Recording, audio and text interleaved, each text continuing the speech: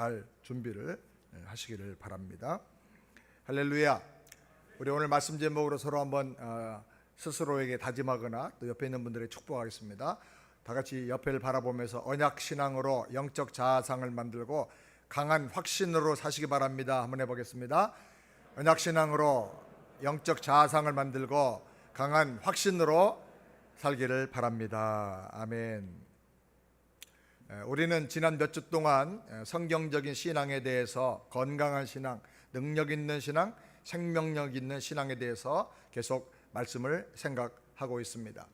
성경적인 신앙은 5가지로 말할 수 있는데, 첫 번째 창조신앙, 두 번째 언약신앙, 세 번째 복음신앙, 네 번째 선교신앙, 다섯 번째 종말신앙, 이렇게 5가지로 설명할 수 있습니다.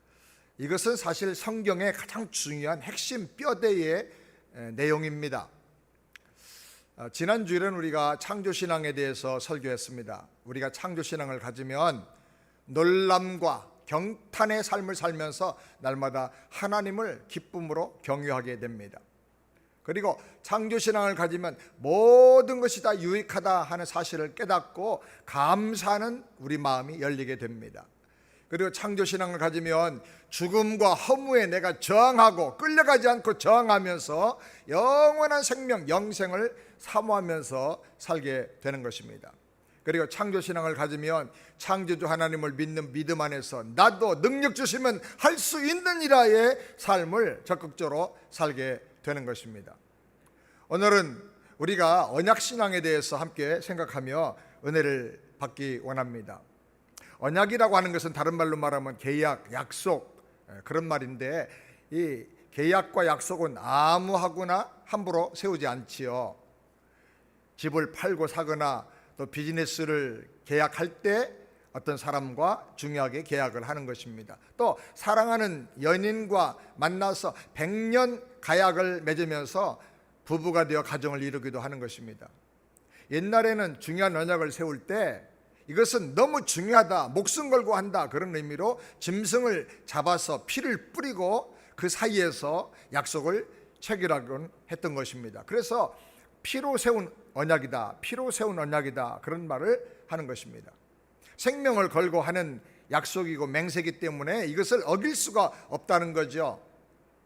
사람이 하는 언약 중에 최고의 가치 있는 언약은 유언입니다. 내 사랑하는 자녀에게 내 모든 유산을, 내 모든 기업을 다 물려주겠다는 약속입니다. 이 유언은 아무도 바꿀 수가 없는 것이고 반드시 그대로 되는 것입니다. 그래서 언약이 중요하고 언약을 믿는 언약 신앙이 아주 중요한 것입니다. 언약 신앙을 가지고 영적 자아상을 만들며 강력한 확신을 가지고 승리하면서 사는 저와 여러분 되기를 주님의 이름으로 축원합니다. 전능하신 창조주 하나님께서 에덴을 중심으로 해서 이 땅에 천국을 만들어 주셨습니다.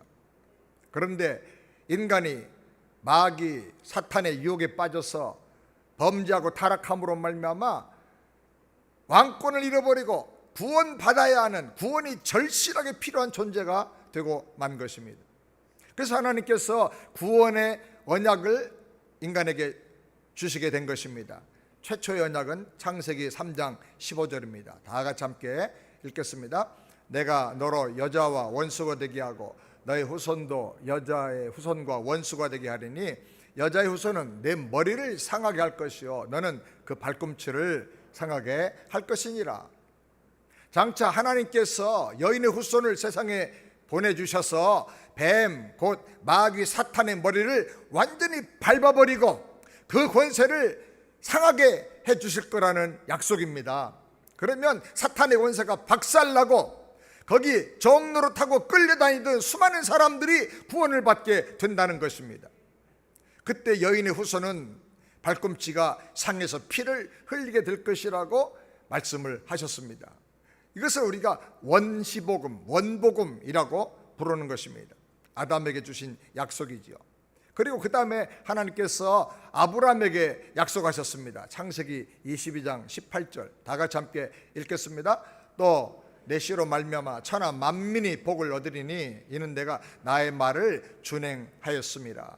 천하 만민이 복을 받게 하는 바로 그 여인의 후손 메시아가 오는데 어떻게 오느냐? 아브라함의 씨, 아브라함의 자손을 통해서 하나님께서 보내주시겠다고 약속을 하신 것입니다. 히브리서 6장 13절부터 보면 자세하게 설명을 하고 있습니다. 히브리서 6장 13절. 하나님이 아브라함에게 약속하실 때 가리켜 맹세할 자가 자기보다 더 큰 이가 없으므로 자기를 가리켜 맹세하여 가라사대 내가 반드시 너를 복주고 복주며 너를 번성케 하고 번성케 하리라 하셨더니 저가 이같이 오래 참아 약속을 받았느니라. 아브라함이 하나님의 언약을 자기에게 주시는 약속으로 받아들이고 믿었어요. 그리고 오래 믿음으로 참았어요. 그래서 그 약속의 말만이 아니라 그 약속의 실체를 받게 되었다고 성경은 말씀하고 있습니다. 이 약속을 성경은 하나님의 맹세라고 말했어요. 절대로 이건 변경될 수가 없는 것이다. 반드시 이루어진다는 거예요. 그래서 우리가 하나님의 약속을 꼭 붙잡고 살아야 되는 것입니다. 아멘.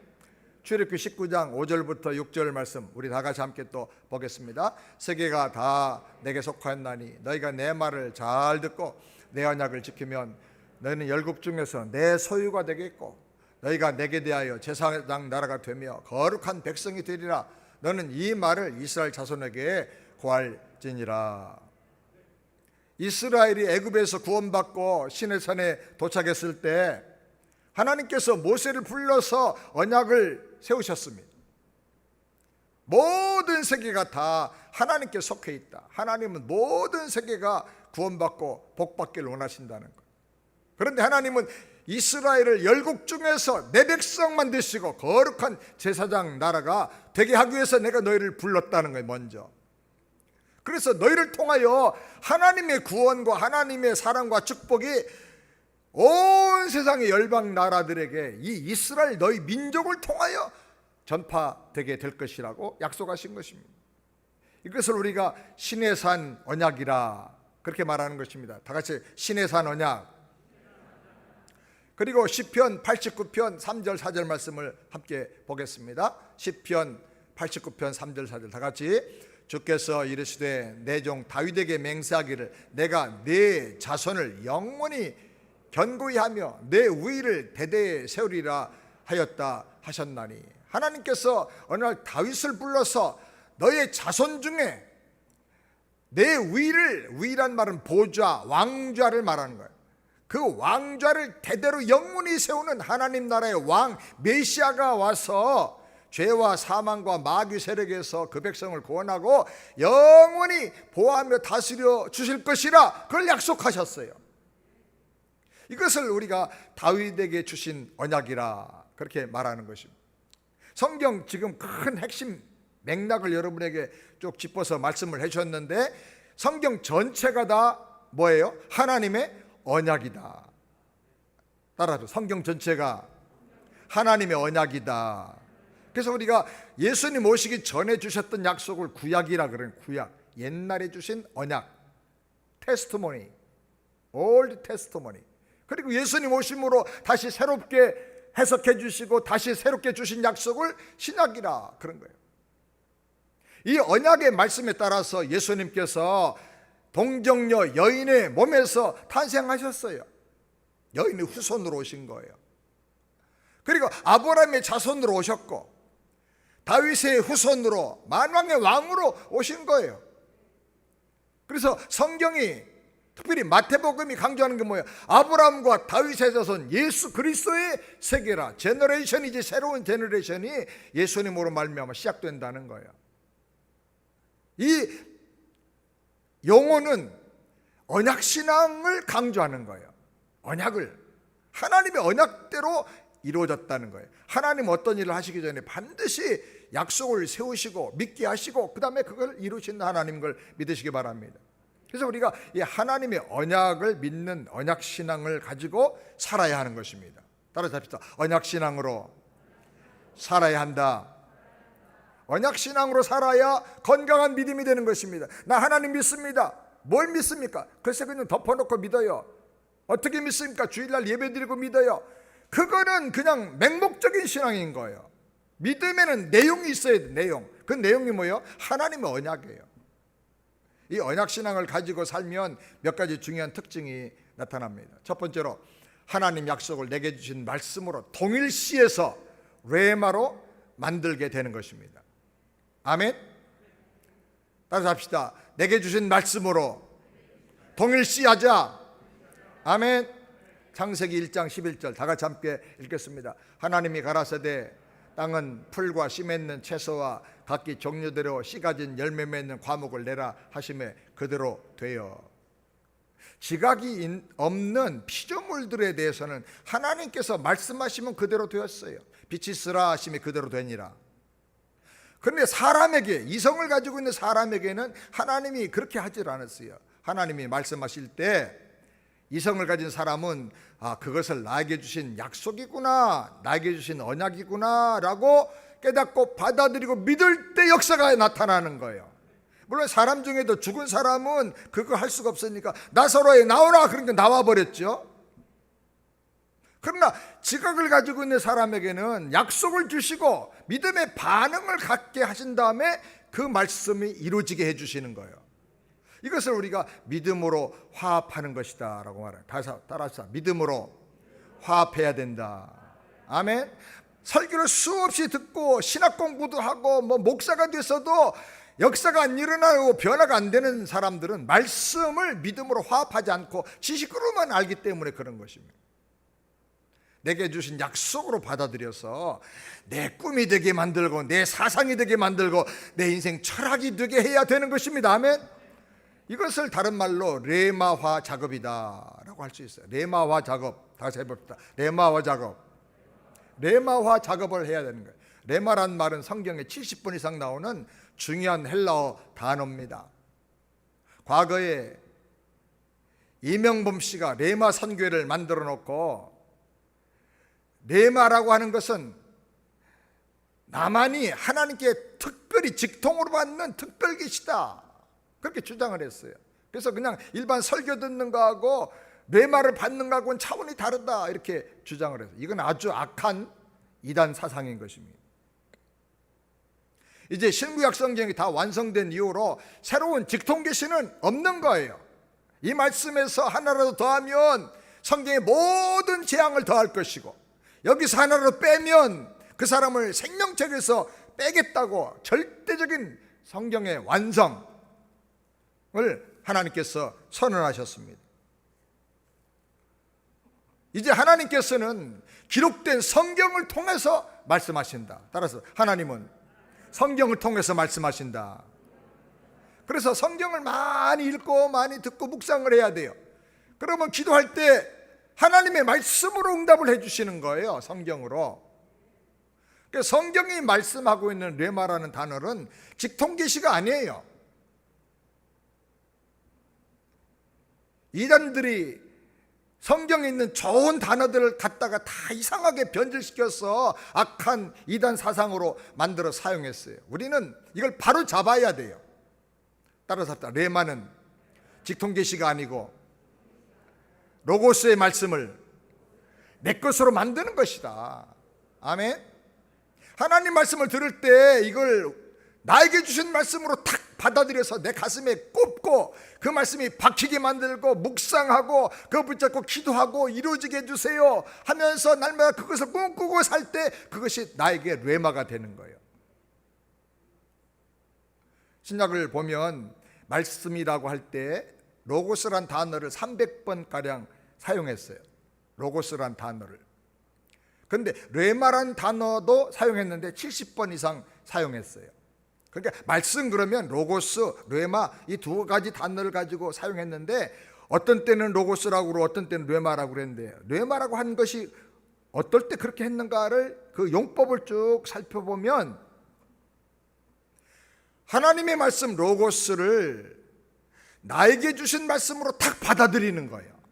그리고 묵상하고 그걸 붙잡고 기도하고 내 생각이 되게 만들고 내 소원이 되게 만들고 내 사상이 되게 만들고, 그래서 말할 때도 꿈꿀 때도 그거를 막 붙잡고 말하고 얘기하고 그렇게 될 때 완전히 자기 말씀이 될 때 그거를 레마라고 그래요.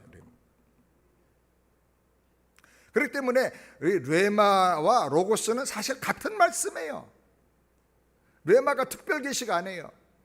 하나님의 말씀, 로고스의 말씀을 내 거로 만들어 자기화 시켜놨을 때 그거를 레마라고 할 수 있는 거예요. 여러분, 하나님 말씀을 내 것으로 만들길 바랍니다. 성경, 모든 성경이 다 하나님 말씀. 로고스의 말씀을 잘 경청하고 믿음으로 받아들이고 묵상해서 내게 주신 말씀으로 만들어야 하는 거예요. 내 말씀이 되길 바랍니다. 지난주일 설교가 아니고 내가 받은 말씀으로 받으셔야 돼요. 설교는 맨날 듣는데 그거는 별로 의미가 없어요. 내게 주신 말씀으로 받아야 돼요. 하나님 말씀으로. 아멘. 산생활 오래 한 자연인이 이런 말을 하더라고요. 산에서 이제 뭐 아프니까 병원 갈 수도 없고 하니까 약초도 캐먹고 막 하잖아요. 그러다가 이제 터득을 한 거예요. 말하기를 알고 보면 약초고 모르면 잡초고 이뻐하면 화초가 된대. 참 기가 막힌 말이에요. 그래서 난 신앙생활에 적용해가지고 영적 세계의 달인이 돼서 영적 눈이 열리면 알고 보면 모든 게 다 축복이야. 아멘. 모르면 고통이야. 깨달으면 은혜고 다 나한테 주신 하나님의 말씀이 약속이야. 눈이 열려서 보면 성경의 모든 말씀이 다 내게 주신 언약이고 나에게 주신 뇌마가 되는 겁니다. 아멘. 하나님 말씀을 내 것으로 붙잡고 살길 바랍니다. 태양빛이 비추면 나무와 식물들이 그것을 가지고 자기 성장 영양소로 만들어서 성장하고 꽃 피우고 열매를 맺어요. 그것을 우리가 광합성 작용이라고 하죠. 태양빛이 이 광합성을 통해서 식물에게 성장 에너지로 바꿔지는 거예요. 신자인 우리 크리스찬들은 하나님의 말씀을, 하나님 말씀 로고스를 자기 신앙과 영적 성장과 인격의 성장의 영적 에너지로 그걸 만들어내야 되는 거예요. 그래서 여러분, 영적 광합성 작용을 레마화 작업이다, 그렇게 말할 수가 있어요. 말씀 들을 때 부지런히 자기 영적 성장 에너지로 만들어야 되는 거예요. 아멘. 그래야 말씀이 내 삶에 능력이 되고 적용되고 내 삶 속에서 말씀이 역사하는 거예요. 수없이 설교 듣는데 믿음 하나도 안 자라는 사람은 레마화 작업을 안 하기 때문에, 광합성 작용을 안 하기 때문에 듣고 그냥 잊어버리는 거예요. 여기로 듣고 다 이쪽으로 흘러가는 거예요. 괜히 쓸데없이 목사님 설교 죽여주네, 잘하네 평가만 하고, 언제 당신을 설교의 채점관으로 초청한 적이 있나요? 은혜 받으라고요. 은혜 받으라고. 하나님 말씀으로 받으라고요. 아멘. 내 말씀으로 받아야 돼. 나에게 주신 말씀으로. 로고스의 말씀을 믿음으로 화합해서 내게 주신 약속으로 붙잡고 살아야 승리하는 것입니다. 그렇게 되길 바랍니다. 두 번째로, 언약신앙으로 뚜렷한 비전과 분명한 자아상을 만들어야 합니다. 히브리서 11장 1절 2절 다 같이 함께 읽겠습니다. 믿음은 바라는 것들의 실상이요 보지 못하는 것들의 증거니 선진들의 이로써 증거를, 믿음은 바라는 것들의 실상이라 그랬습니다. 그리고 모든 믿음의 선진들, 우리 선배 조상들은 그 바라는 것의 증거를 다 받고 살았다 그랬어요. 약속만이 아니고 이제 증거를 보고 살아야 돼요. 바라는 것이 곧 믿음인데, 그러면 그 바라는 소원이 도대체 어디서 생겨나는가? 히브리서 11장 9절 다 같이 함께 읽겠습니다. 믿음으로 제가 외방에 있는 같이 약속하신 땅에 우거하여 동일한 약속을 여호와로 함께 받은 이삭과 야곱으로 더불어 장막에 거하였으니.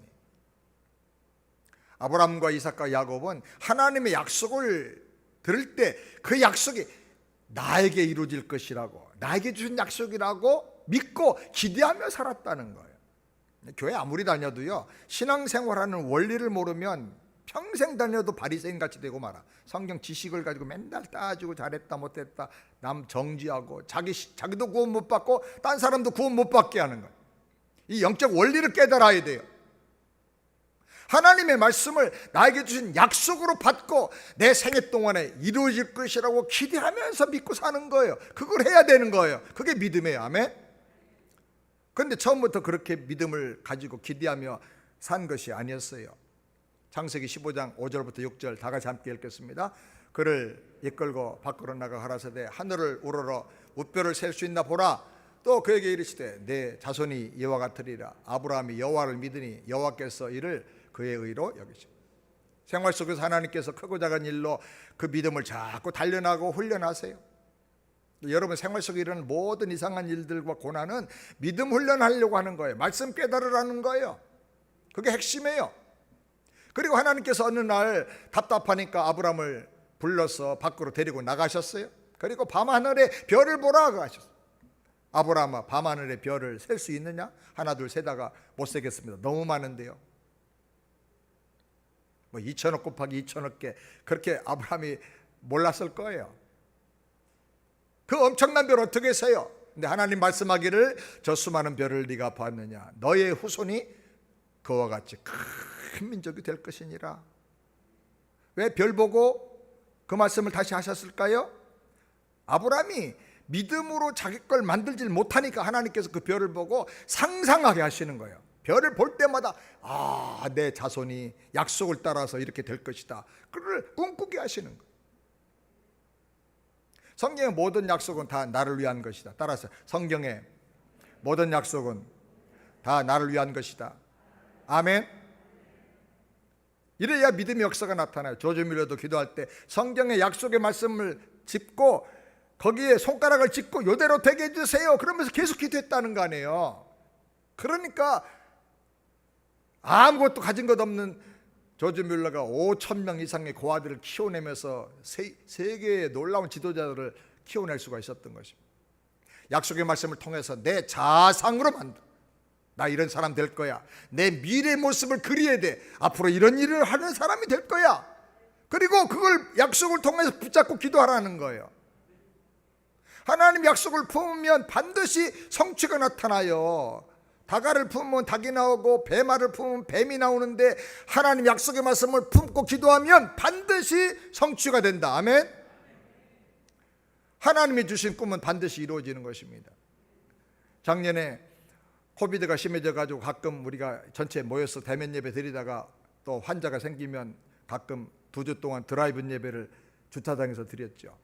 힘들다, 참 번거롭다, 그래 생각을 했는데 갑자기 어느 날 예배 드리는 중에 제 마음에 온몸에 갑자기 전기가 오듯이 전율이 전해지는 거예요. 그러면서 어떤 세미한 음성 같은 깨달음이 오는데 네가 50년 전에 이렇게 기도하지 않았냐? 제가 50년 전에 신학교 1학년 때, 대학교 1학년 때 여러 목사님들의 설교 책을 읽고 하다가 미국에서 목회하는 어느 분의 그 책을 읽었는데 젊은이들 전도하기 위해서 이 드라이브인 처치, 드라이브인 그 시어러 그 차 타고 들어가서 보는 그 극장을 빌려가지고 주일 아침에는 영어 안 하니까 거기서 설교하고 드라이브인 예배를 드리게 했다는 거예요. 미국에 그런 일들을 한다고 앞으로 이런 시대가 온다는 거예요. 그래서 제가 그걸 놓고 기도했어요. 땅까지로 내 증인 되리라. 그 말씀을 저는 믿고 그대로 하길 원합니다. 그래서 젊은이들에게 복음 전하는 그 미국 목사님의 그 간증처럼 나도 그런 예배를 드리게 해주세요. 워킹 드라이빙 처치 하게 해주세요 하고 기도했던 적이 있어요. 오랫동안 기도했어요. 그러다가 이제 바쁘니까 다른 거 하면서 잊어버렸어요. 나는 기도하고 잊어버렸는데요, 어느 순간에 하나님께서 그것이 그대로 이루어지게 하셨어요. 세안교회에서. 나 깜짝 놀랐어요. 기겁할 뻔했어요. 약속을 붙잡고 비전을 품고 그것을 상상하면서 기도하면 하나님은 그 영상을 다 저장해놨다가 적절한 때에 반드시 이루어주시는구나. 아멘.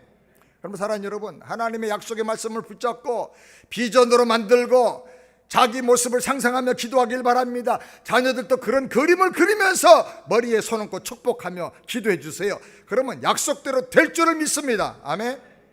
그 다음에 세 번째로 언약신앙으로 분명한 확신과 담대함으로 선포하면서 살아야 하는 것입니다.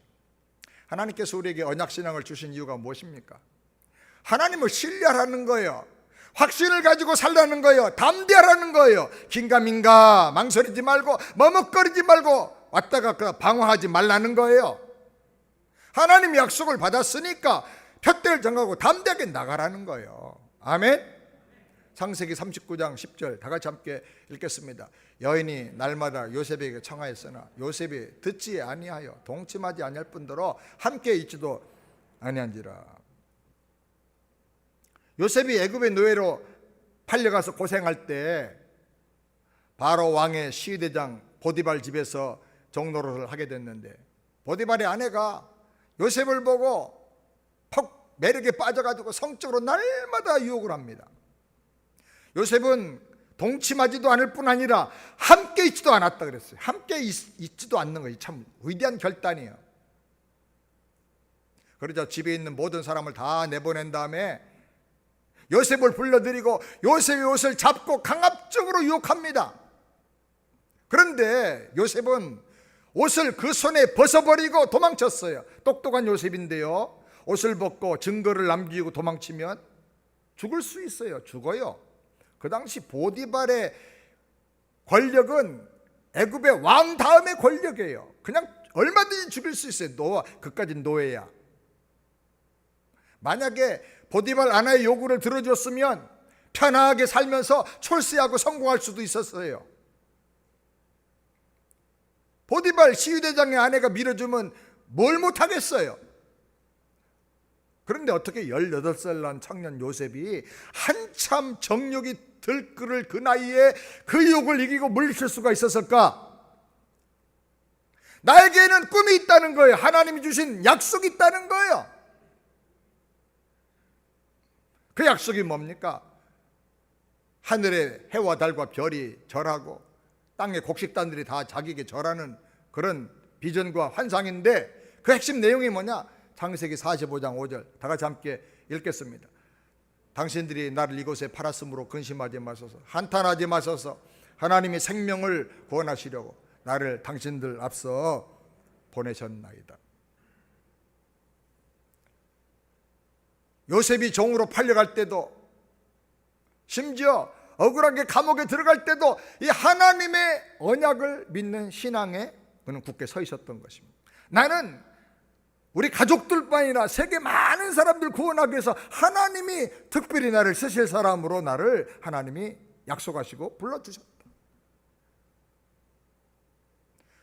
그 언약신앙을 가지고 그것을 자기 꿈으로 삼고 비전으로 삼고 살았던 거예요. 사랑하는 여러분, 고난을 이기는 힘이 어디서 나오나요?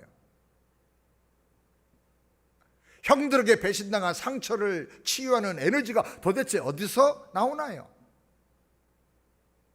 이기기 힘든 그 유혹을 뿌리치고 거룩을 지키며 승리할 수 있는 능력이 도대체 어디서 나오지요? 바로 언약신앙에서 나오는 거예요. 따라서 언약신앙이 능력의 근원이다. 아멘. 하나님 약속대로 내 인생이 변화될 것이고 나는 하나님이 원하시는 뜻대로 귀하게 쓰여질 것이고, 아멘. 그래서 나는 이 죄와 모든 욕을 이기겠다는 거예요. 이걸 믿으시고 선포하기를 바랍니다. 아멘. 말과 삶의 태도로 주장하세요. 세상은 말과 행동으로 내가 갈 길과 방향을 가리키면 길을 열어주는 습관과 분위기를 가지고 있어요. 좀 길 좀 비켜주세요. 저기로 가야 됩니다. 그러면 다 열어줘요. 그렇기 때문에 사랑하는 여러분, 나는 저기로 가겠다, 나는 하나님 약속대로 살기를 원한다, 그렇게 선언하세요. 주장하세요. 그리고 약속의 말씀에 딸려있는 그 모든 하나님의 명령에 순종하시기 바랍니다. 아멘. 아멘. 아멘. 듣고 가면 별로 의미가 없어요. 내 걸로 만들고 딱 가슴에 심어야 돼요. 그게 아멘 아멘 하는 거예요. 아멘 아멘.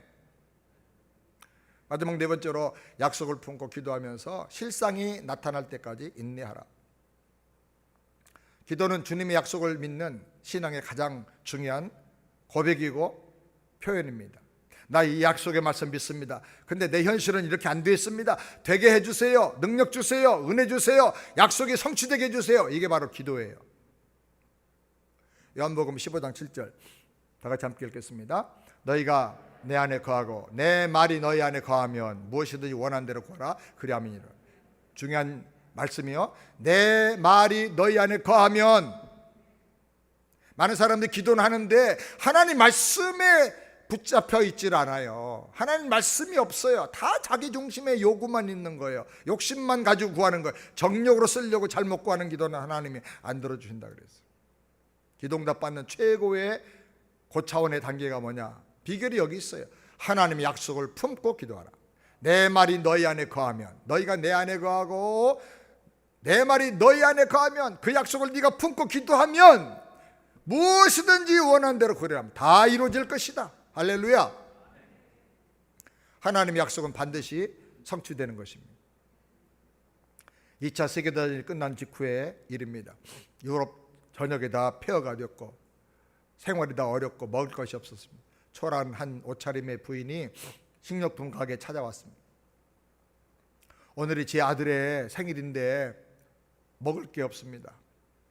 아이가 조금만 먹을 수 있도록 정말 조금만 식료품을 주시면 좋겠습니다 라고 간청을 했습니다. 주인이 물었습니다. 돈이 얼마나 있냐? 대답하기를 남편이 전쟁터에 나가서 죽어가지고 제가 할 수 있는 건 기도밖에는 아무것도 드릴 게 없습니다.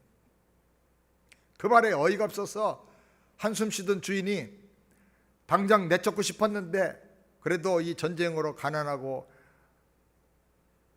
어려움 가운데 있는 여인에게 상처는 주지 말자. 그래서 정중하게 거절할 방법을 생각하면서 말했습니다.